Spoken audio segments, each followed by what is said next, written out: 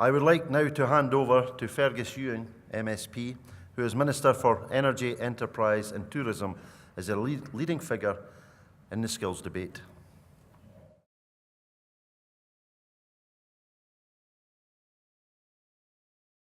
Well, thank you, David, and good morning, ladies and gentlemen. Gordon's moving and eloquent words, I think, also led me to reflect that, of course, safety in the oil and gas industry is paramount. And each year, you remember those who lose their lives in this industry, and we think in particular of those who lost their lives in recent helicopter incidents. And I know that without safety, we do not have a long-term oil and gas industry. And every company I visit stresses that safety, above all, is the key and paramount consideration of everything that you do. Ladies and gentlemen, we're here to celebrate the National Oil and Gas Skills Week, and I am very pleased to be able to work very closely with all of the bodies involved in the industry, and especially OPITO. And I think it bears repeating that there will be over 40 events this week that OPITO is running to highlight the importance of skills. There will be a huge amount of activity which will be carried out on your behalf for your industry by OPITO as the leading body here. And I pay tribute to all of the people that will be involved in that work. And the facts of the industry, of course, will be familiar to most of you, I suspect, but they bear repeating, that in Scotland the industry supports around 200,000 jobs with over 2,000 companies. You're exporting £30 billion a year. The amount of international work last year, for the first time, exceeded by value in terms of supply chain the total revenue from the UKCS, 10.2 billion. So perhaps for the first time you can say that the industry, above all, is a truly international industry, and that trend is increasing as more and more SMEs in particular are exporting. Because, as I see, for example, yesterday when I visited Rovop, and Steve Gray and his colleagues there have gone from 5 employees to 130 employees in just a few years, delivering highly quality services about deploying remote operated vehicles throughout the world. If you can do it here, you can do it anywhere. And therefore, the industry truly is an international success story. It's perhaps only here in Scotland that we don't appreciate just how successful you are, but perhaps that says something about our character. And of course, you have a bright future. We all know the fields that will have planned production beyond 2050. Clare, perhaps the largest. But then you've got Lagan and Tormore, HPHT, the deepest waters ever, 2,000 meters, 2 feet per second, biggest challenges ever. You have the investment in heavy oil that companies such as Statoil and EnQuest and perhaps Bentley Field may come on as well. So you've got those challenges. And then you've got all the challenges of aging infrastructure. Massive challenges to maintain safety on these installations. I must, as a non-engineer, I understand are extremely significant. And in addition to that, we have the challenges of decommissioning, increasingly occupying more of our attention and thoughts. Production, as we know, has been dwindling. Exploration has been dwindling. I very much hope that the UK government, in their announcement on tax, will address all these problems, as surely they must. But I wanted to make the point to begin by setting the scene that whereas production has been reducing over recent times, that trend, I think, is set to reverse and production is set to increase again. How many people in the UK know that 10% of production comes from Bria, Huntington and Jasmine? How many people out with this room and the industry have heard of these fields? The industry suffers from the ignorance of the general population about what you do, and part of the problem we have in addressing the skills issue is to turn that around, especially for young people, and persuade young people that this is a great industry with a great future. It is not a sunset industry, it is a sunrise industry. And all of your children will have the opportunity, if they so wish, to have a rewarding and absorbing, which is more important, career, if they so wish. So I wanted just to say a bit about what work we are doing, and also a few reflections about what we need to do in the future. We in the Scottish Government are working with industry closely, as well as with APITO. Obviously, we work closely with Oil and Gas UK, with Subsea UK, with DCOM North Sea, with the Offshore Contractors Association, with all of the representative bodies, and we seek to get around and about and try to inform ourselves about what is going on and the challenges you face, not least the challenges of rising costs. We launched Energy Skills Scotland in May 2013 with an initial budget of £6.5 million to assist getting the right skills for you and getting alignment between the government, academia, and the industry. Over the past year, we have helped deliver with you 1,000 transitional training places through the Energy Skills Challenge Fund. We put in around about £1,400 a head. Industry puts in 40% per head, approximately.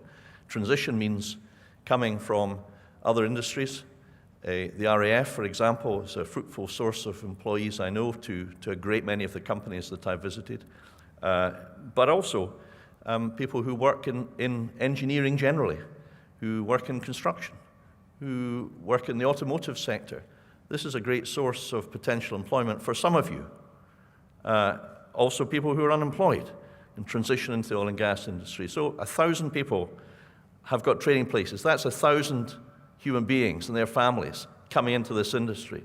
That's good news. In 13-14, Skills Development Scotland delivered 600 additional places, and turning to apprentices, we've ring-fenced 500 of the 25,000 target of modern apprentice starts for energy each year. The government input ranges, I'm told, from £4,500 for those over 20 to £9,000 contribution for those young people aged 16 to 19. I just give you these figures because these are big statistics. You're looking at it from the point of view of your company. You know, what does the government put in and what do you put in? Well, we put in a reasonable amount, and we expect you to put in a reasonable amount as well. And a great many of you do, of course. And I see the effort on training as I go around, and that is good, and I'll come back to that. I also wanted to say a bit about schools, plainly, especially I think in Aberdeen and Aberdeenshire. Many of you have adopted a school or have very close relationships with schools, and that is a good thing. But what about the rest of Scotland? What are you doing about that? I became aware of the view that there's a huge potential labour pool throughout Scotland that is there waiting to be needed. And therefore, I had the idea of taking the industry into schools. And after a little bit of, shall we say, reluctance in some public sector quarters, they were eventually persuaded by myself, with a bit of assistance from Mike Russell, it has to be said, that I was actually in possession of a good idea and one that was going to be converted into reality. So, this summer, 3 events took place. One in Kilmarnock, one in Inverness, one in Falkirk. Each event brought together young people at a college, young people at school, coming together, all the secondary schools, Kilmarnock, Inverness, and Falkirk, invited to come along with their parents to learn about the oil and gas industry from you. In other words, from people who are doing it, from role models in the industry, preferably role models of ages close to them, 20s, 30s, rather than people like me on the wrong side of 40.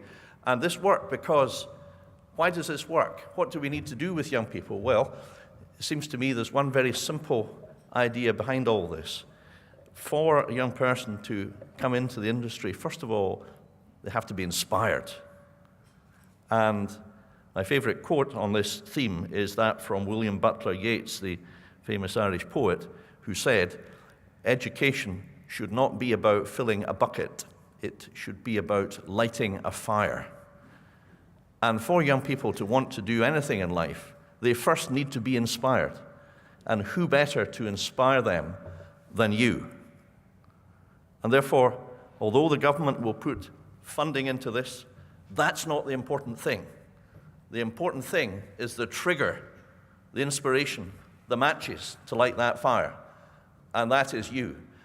And the first message I want to deliver, therefore, is that if you agree that the future of the industry rests on attracting sufficient young people here and in other countries to play a part in this great industry for the next 50 years, then you are the answer, along with government.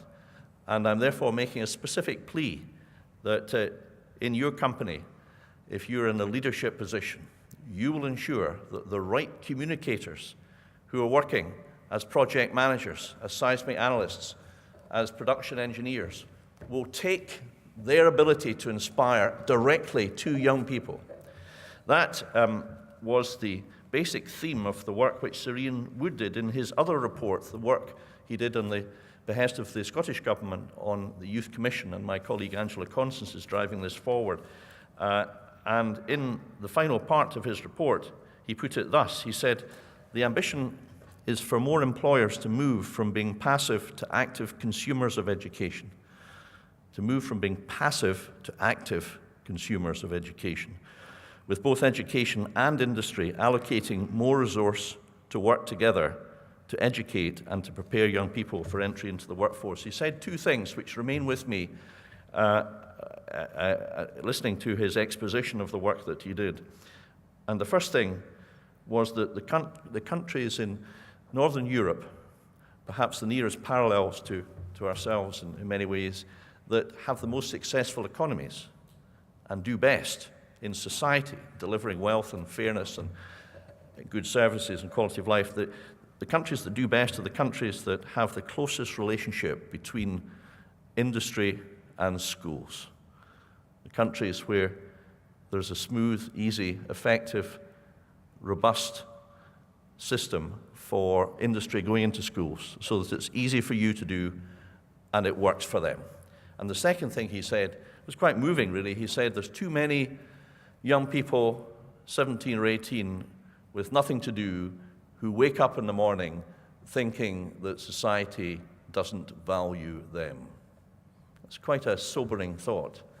But I remember when he uttered it, I thought, well, he's hit that nail on the head, has he not, ladies and gentlemen? So there's a lot that we are doing, that Mike Duncan here from Energy Skills Scotland, that John MacDonald, his team from Apito, are doing.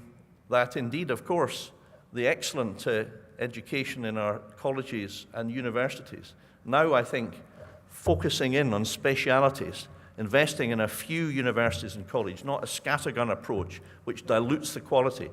They are delivering great things as well, and I've had the opportunity to visit, I think, just about them all. There are two other things I'd like to say. One good, one not so good. Start off with the good. The good thing is that having traveled around the world and having responsibility for enterprise in general, I've had the opportunity to meet people, leaders in business from all sectors, finance, digital, tourism, IT, textiles, food and drink, life sciences, pharmaceuticals, biotech, construction. And I'll say this, in terms of the oil and gas industry, there is no industry that is more international.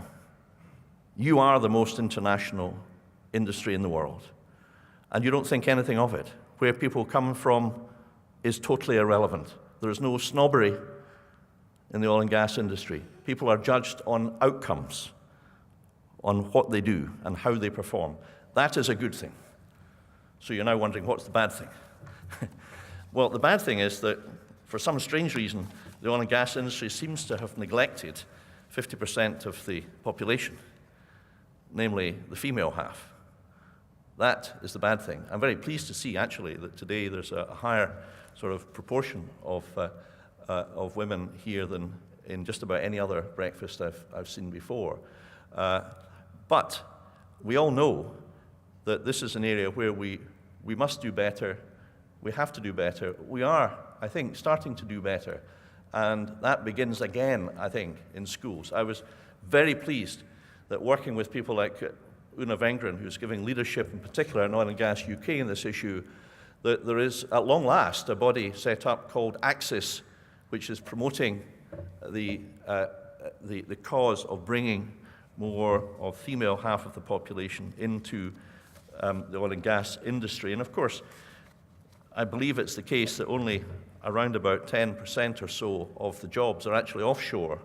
And when I go around, as I do, and see companies involved in high, complex designing of subsea trees and so on, more often than not, it does seem to be females who are occupying these jobs, and that's a good thing. But there really is a lot more to be done. So my question to you is, what are you doing about it? And I mean that to be a challenging question. What are you doing about it? And if you're not doing very much, what are you going to do about it? I have some research here. Well, I haven't done it, obviously, but some civil servants done it. And Glasgow Caledonian University estimated the lack of women in science and engineering represents a loss of £170 million a year to the Scottish economy. I think more interesting, actually, McKinsey, Women Matter reports, four studies from 2007 to 2012, said that companies with the most gender-diverse management teams had higher stock price growth, and their average operating profit was almost double the industry average.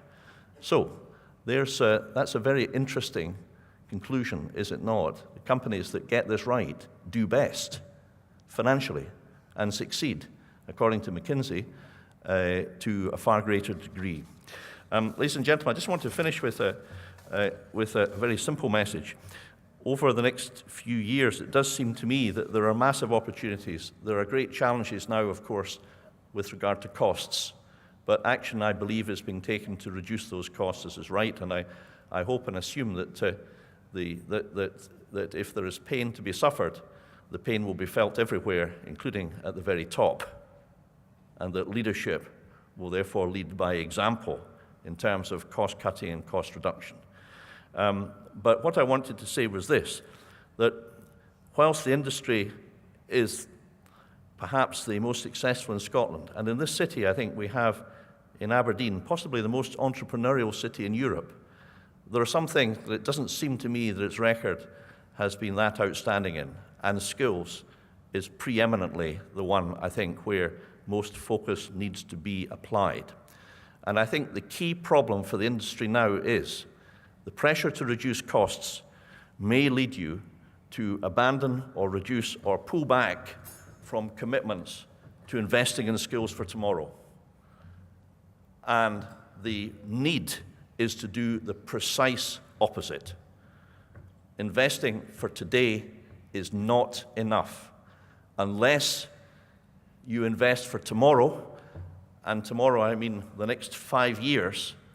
Then when these new fields come on, when decommissioning takes place, when production ramps up, when you find you need to do more with fewer people, unless you have now invested in skills, then you will see a recurrence of the rampant wage inflation that you've seen in the industry and the massive increase in costs compared with countries like the Netherlands, according to Oil and Gas UK's analysis, for example, that we've seen over the past couple of years.